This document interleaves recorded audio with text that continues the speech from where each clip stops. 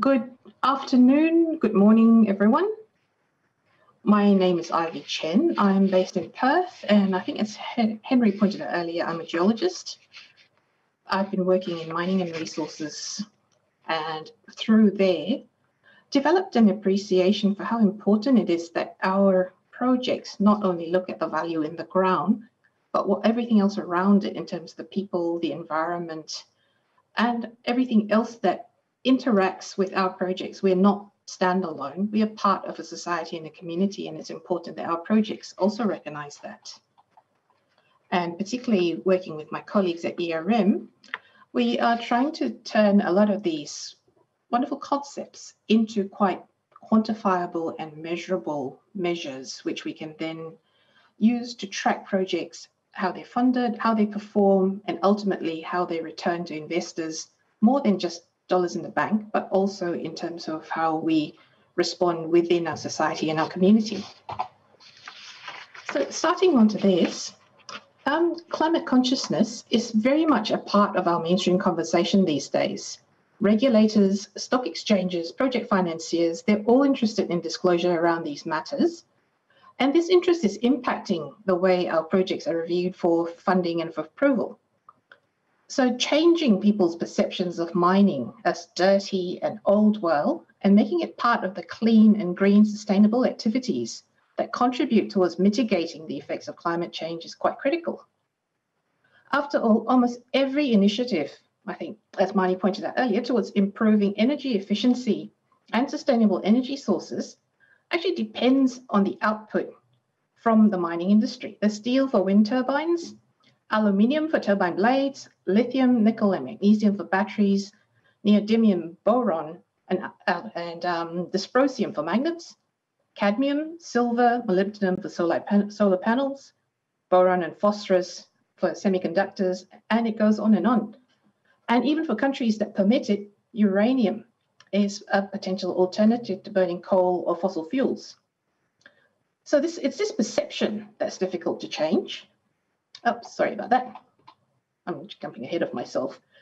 And as mining professionals, we rely on logic, stats, and figures. We're really good at that. But there are also many other tools which we could also learn to use from a different world, from our really nicely ordered comfort zones of facts and graphs and tables. And these are really powerful tools that can change hearts and minds, and more of this from other presenters and throughout the conference, I think. So here, these are some of the major global financial institutions which have actually made ESG issues part of the way they assess project risk and when they consider finance. So paying attention to ESG factors allows easier access to capital. It allows potentially lower cost debt and equity capital. And in a way, lower carbon risk equals higher, firmer values. Carbon footprints of the investments that financial institutions undertake are being scrutinized as part of the greater focus on ESG. And investors themselves are demanding that institutions which invest on their behalf understand the risks their portfolios pose. This investor pressure is pushing financial institutions to understand their own climate risks, and in turn, the institutions are placing pressure on mining companies to disclose their climate risks. Companies which can demonstrate that they understand ESG and behave responsibly are generally rewarded by being able to finance their projects more cheaply. And a company that can demonstrate clear measures to address ESG issues can potentially be more valuable to investors than one that cannot, because the ESG-ready company has recognized that risks of not being seen to be a good corporate citizen can carry a high cost. And the incidents around the world have demonstrated this correlation recently in Brazil, in Australia, and over in Europe back in 2000. In BioMarie, there was an environmental incident in Romania that saw significant economic impacts that went beyond Romania, that resulted from damage caused by that one single incident. So the TCFD and the SASB are potentially two frameworks which have metrics based on disclosing scopes 1, 2, and 3 greenhouse gas emissions, as well as disclosing the metrics used by the organization to access climate-related risks, and opportunities in line with the strategies and the risk management processes, describing the targets used by their organisation to manage climate-related risks, and also a way of assessing opportunities and performance against targets for mitigating climate risk again. So the SASB framework was founded to develop sustainability accounting standards. It comes from Canada, I believe, and its aim is to establish industry-specific disclosure standards across ESG topics that facilitate communication between companies and investors about financially material and decision-useful information. Such information should be relevant, reliable, and comparable across systematic independent evaluation of evidence-based research, stakeholder consultation, proposed updates, public comment, and ratification, all of which are subject to public transparency in a system that's done well.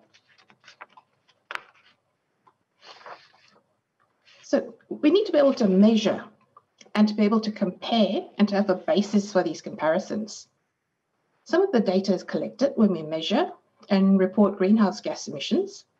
This data and analysis is already being collected by a lot of our colleagues, the environmental specialists, the ventilation engineers, and data such as groundwater volumes and composition, dust, noise, fumes, and diesel particulate levels. So we already build resource models, which often now include geometallurgy. So we look at the linkages between geology and how it can be recovered. We potentially could also build geo-enviro models. Oops, again, sorry about that. So geo-enviro models, maybe even geosocial models.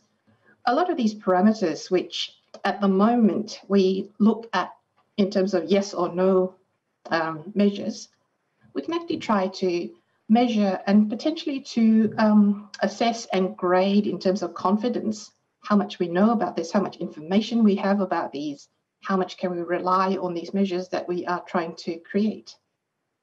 And then from here, the mine plans and ore reserves that measure and schedule all this data, as well as the traditional grade tons and recoveries and processing. So our models will potentially become a lot more complex, but they could potentially also be a lot more predictive and try to build a framework to then measure and reconcile against. We said that we would do these in terms of ESG factors. Have we been able to achieve them? And this is a framework which is going to be quite familiar to people who work in the mineral resources area in terms of estimation. It's the JORC Table 1. It's also in Crisco template and in PERC, which is used through great parts of Europe. And it includes considerations of environmental, social, and governance factors, the bit that's circled in red. So it allows us estimators to compare the confidence that we can ascribe to different projects, which can be very different in terms of size, type of mineral content, geological environment, countries in terms of sovereign risk, processing pathways, markets, and so on.